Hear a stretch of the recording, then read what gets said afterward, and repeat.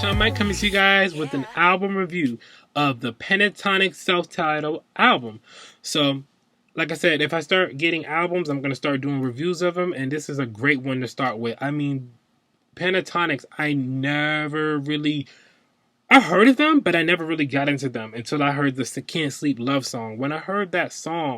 Um, I mean, really, that really made me really get the album and really made me want to say I want it, especially getting Tink on there. Tink and Little Mama to me are the two ladies that to me are spitting and really on it. To me, they're really good.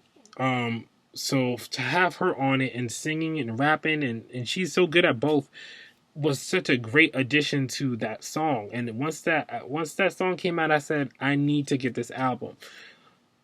But in the back of my head, I'm like, no, you don't buy albums of impulse. So, time gone by, I'm getting ready for work, and I see a commercial, I believe, of them singing a song, which I believe now I know is called Sing. And I said, this song is different than the Can't Sleep Love, but it still got their vibe on it. I have to get this album. And then, I got it as a gift, and I have it here. There you go. I got it as a gift here, and ever since I've been playing it the whole month, I'm just been riding to it. Every song has a different vibe to it. Every song has a different vibe to it, and I love it. I love the features on the album. Tink, Jason Derulo's on the album. Those are only two people that are on here. And everything else is them, because this is their debut album. From what I know, they have cover albums, because I know that their Christmas album always kind of goes back around, kind of like a Mariah thing.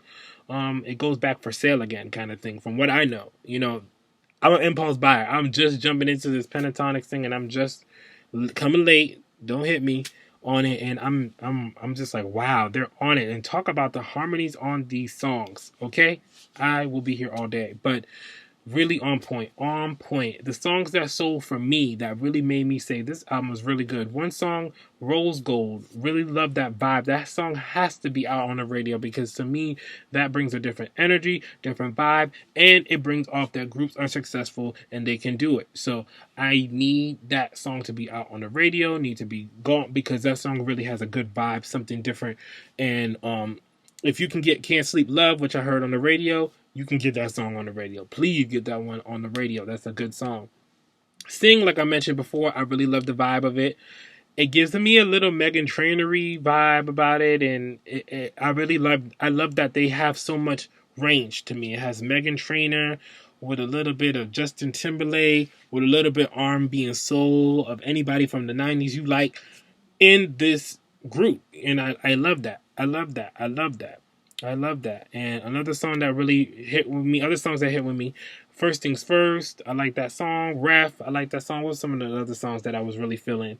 Those are some of the songs that really, really sold it for me. And Can't Sleep Love really touched me. And I was like, I have to get this. I love the vibe of it right at the first listen. So I have to really say that. The only things that I can say bad, one thing, this is just a little thing with me. They have a song on the album called New Year's Day. And they performed on New Year's Day, which pushed it again. I have to get them again, because they sang Crack, and I like that song. It's okay. Like I said, I like the whole album, and it's a Moody's album. Like, okay, one day I'm feeling Crack, and one day I'm not. But they were singing, and I'm like, why did it not sing New Year's Day? I don't know if Crack was their next single. I don't know what it is, but I'm like, why y'all didn't sing that? Because that New Year's Day song is really good, and it has a great vibe, and it would have been great for New Year's Day. It gives a new vibe, like it's a new year, it's happy, you know what I mean? It gives like, I made it to the new year. It has a great energy to it. So I'm just one thing I would say about that. And also, by the way, they have covers on this album, on point. The covers are on point, of course. But that was the only little major thing I can think of that was majorly bad. And I was just saying, if you would just sing New Year's Day on New Year's Day, I mean, that would be a cool thing to do. But they got it going. Like I said, I love the vibe that they're bringing. I love it. I don't know if I mentioned this, but I love that they have the different colors on there. Like, they look like Power Rangers on here. They look like Technicolor. I think that's what they call it, Technicolor. With the different colors on the computer screen. I love the vibe of that. I love that for a group to know that, okay, they're always going to have that individual color. You never know, you know what I mean? So I really love that vibe of it. I was trying to think of the other thing that I could think wrong. There's nothing else I could think of that's wrong with this album. That I really like the album from beginning to end. So if you like pop, R&B, soul music, like I said, a Megan Trainor, Justin Timberlake, something like that, definitely check them out.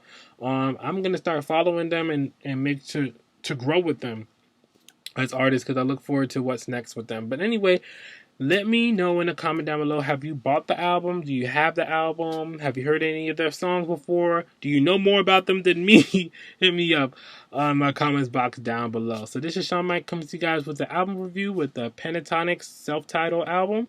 And I'm out, y'all. Peace.